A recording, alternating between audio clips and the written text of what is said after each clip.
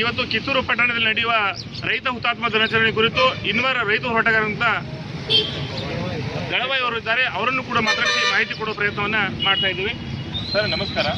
ನಾಳೆ ನಡೆಯುವ ಹುತಾತ್ಮ ದಿನಾಚರಣೆ ಕುರಿತು ರೈತರಿಗೆ ತಾವು ಏನು ಹೇಳಲಿಕ್ಕೆ ಇಷ್ಟಪಡ್ತೀವಿ? ನಾವು ಐತಿಹಾಸಿಕವಾದಂಥ ಕಿತ್ತೂರು ನಾಡಿನಲ್ಲಿ ರೈತ ಹುತಾತ್ಮ ದಿನಾಚರಣೆಯನ್ನು ಕಿತ್ತೂರು ಕರ್ನಾಟಕ ರೈತ ಜಾಗೃತಿ ಸಂಘ ಹಾಗೂ ಸ್ವಾಭಿಮಾನಿ ರೈತ ಸಂಘ, ಕಬ್ಬು ಬೆಳೆಗಾರರ ರೈತ ಸಂಘದ ನೇತೃತ್ವದಲ್ಲಿ ಈ ಒಂದು ಹುತಾತ್ಮ ದಿನಾಚರಣೆಯನ್ನು ವಿಜೃಂಭಣೆಯಿಂದ ಆಚರಿಸ್ತಾ ಇದ್ದೇವೆ.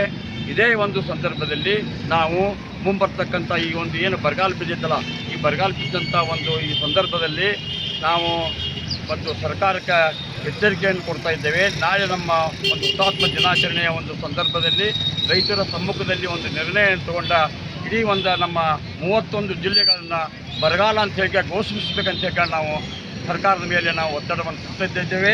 ಅದೇ ರೀತಿ ಮುಂಬರ್ತಕ್ಕಂಥ ಹೋರಾಟವನ್ನು ಈ ಕಿತ್ತೂರು ನಾಡಿನ ಒಂದು ಐತಿಹಾಸಿಕ ಕಿತ್ತೂರಿನಿಂದ ಒಂದು ರೈತ ಸಂಘಟನೆಯ ಶಕ್ತಿಯನ್ನು ನಾವು ತೋರಿಸ್ಕಾಸ ರೈತರ ಒಂದು ಶ್ರಮಕ್ಕೆ ಒಂದು ಒಳಿತಿಗಾಗಿ ನಾವು ಹೋರಾಟವನ್ನು ಮಾಡ್ತಂತ ಈ ಸಂದರ್ಭದಲ್ಲಿ ಹೇಳಿಕೆ ನಾನು ಇಷ್ಟಪಡ್ತಾ ಇದ್ದೀನಿ.